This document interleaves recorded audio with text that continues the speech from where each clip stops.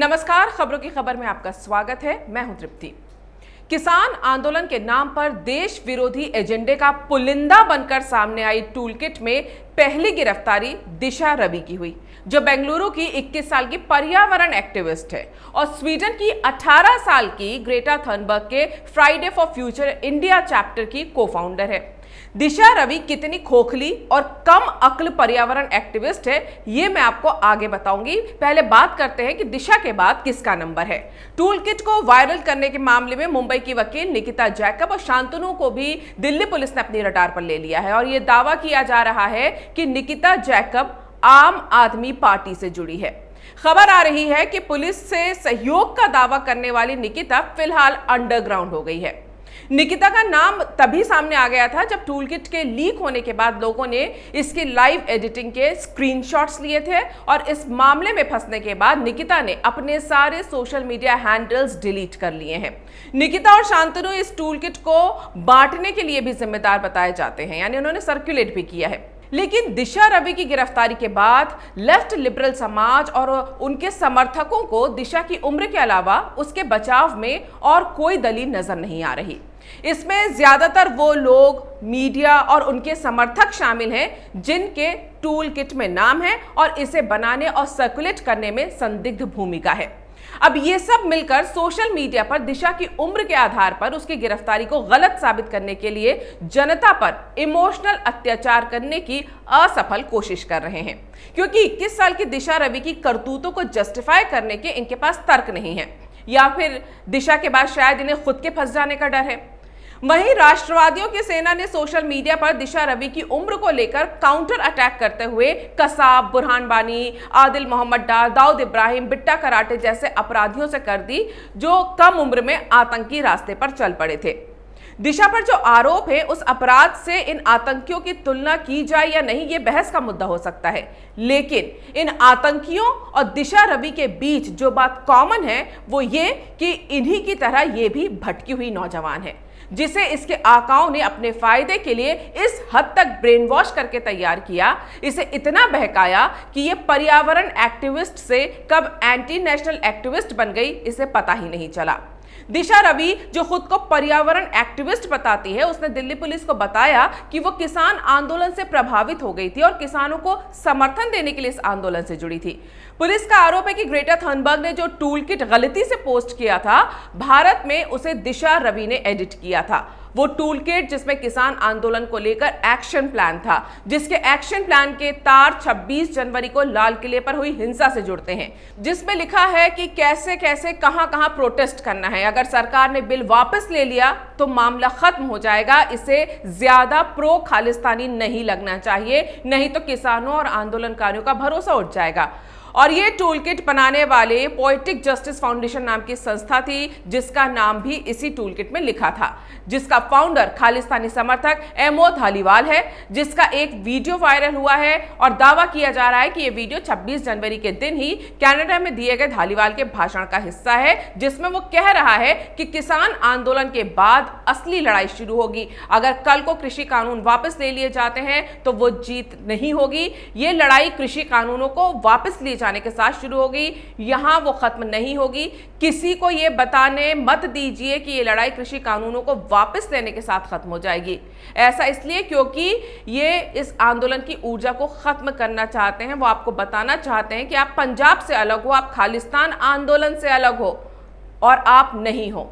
ये कहा था धालीवाल ने, जिसमें सीधे सीधे खालिस्तान को वो सपोर्ट कर रहा है। इसी संस्था से जुड़ी टूलकिट को एडिट करने के आरोप दिशा रवि पर हैं, लेकिन जितनी स्मार्टनेस से दिशा रवि ने खालिस्तानी एमओ धालीवाल की बनाई टूलकिट को एडिट किया था, क्या उतनी समझ उसे पर्यावरण या उससे जुड़े मुद्दों के बारे में भी है? बताया जा रहा है कि 21 साल की इस लड़की ने अपने फोन से सारा डेटा भी डिलीट कर दिया है और पुलिस ने डेटा रिट्रीव करने के लिए इसका फोन फॉरेंसिक लैब भेजा है। साथ ही ट्विटर से भी टूलकिट से जुड़े सारे पोस्ट इसने डिलीट कर दिए हैं। दिशा रवि के पर्यावरण के कामों को लेकर आपको इंडियन एक्सप्रेस से लेकर द वायर तक में कई आर्टिकल मिल जाएंगे, जिसमें दिशा के पर्यावरण को लेकर किए गए कामों पर बड़े बड़े निबंध लिख दिए गए हैं। लेकिन दिशा रवि की पर्यावरण को लेकर समझ कितनी खोखली है, ये किसी ने नहीं बताया। जिस किसान आंदोलन को ये दिशा रवि समर्थन दे रही थी, क्या एक पर्यावरण एक्टिविस्ट होने के नाते उसने इससे जुड़े मुद्दे को कभी समझा या उठाया? पंजाब और हरियाणा के किसानों की पराली जलाते रहने की शर्त पर सरकार ने हामी भर दी, लेकिन दिशा रवि ने सरकार की सहमति का विरोध क्यों नहीं किया? क्यों वो मोदी सरकार के खिलाफ खड़ी नहीं हुई कि आप ये नहीं कर सकते? क्या वो नहीं जानती कि जिस पराली को जलाते रहने की सहमति संशोधन के नाम पर सरकार ने किसानों की मान ली थी, उससे दिल्ली और एनसीआर में हर साल कितना प्रदूषण होता है? हालात ये हो जाते हैं कि दम घुटने जैसी हवा हो जाती है। पिछले कुछ सालों से तो बच्चों के स्कूल तक इस दौरान बंद करने पड़ जाते हैं, क्योंकि बच्चों को सांस लेने में तकलीफ होती है। सांस की बीमारी के मरीज घर से बाहर नहीं निकल पाते। पिछले कितने सालों से उन्हें पराली के चलते घरों में बंद लॉकडाउन की स्थिति में रहना पड़ता है। क्या यह दिशा रवि को पता है?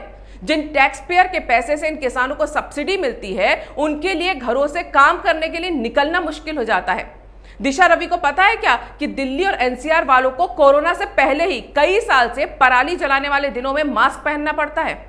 क्या दिशा रवि को पता है कि जिन पंजाब के किसानों के समर्थन का वो दावा कर रही है, उन किसानों को हरित क्रांति के बाद सरकारों की नीतियों के चलते गेहूं और धान उगाने के जाल में इतना फंसा दिया गया है कि वहां की जमीन में कीटनाशकों और फर्टिलाइजर की वजह से फसलों तक में जहर घुल रहा है। मिट्टी की क्वालिटी खराब हो चुकी है। पानी का स्तर इतने नीचे चला गया है कि आने वाले दिनों में पंजाब रेगिस्तान बन सकता है।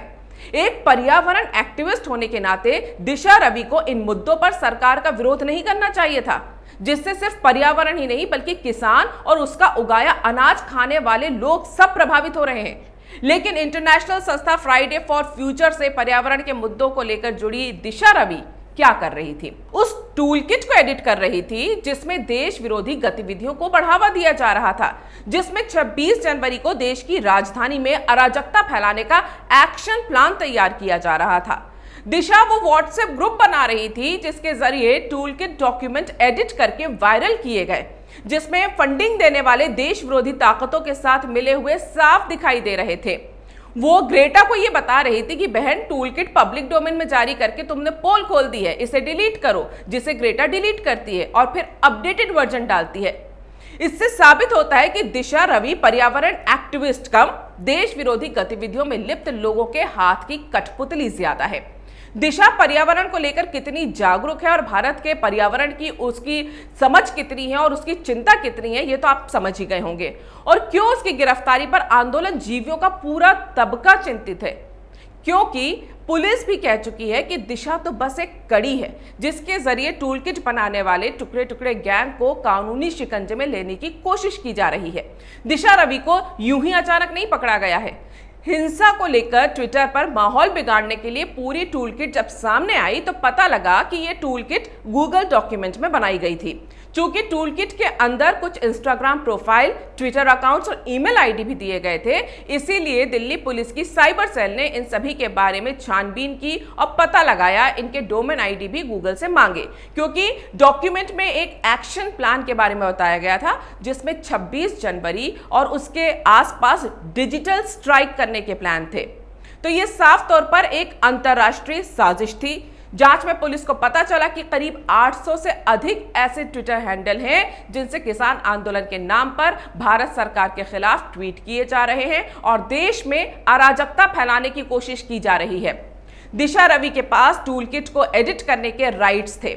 ये राइट्स वही दे सकता है जिसने डॉक्यूमेंट बनाया हो, यानी दिशा टूलकिट बनाने वालों के साथ मिली हुई थी।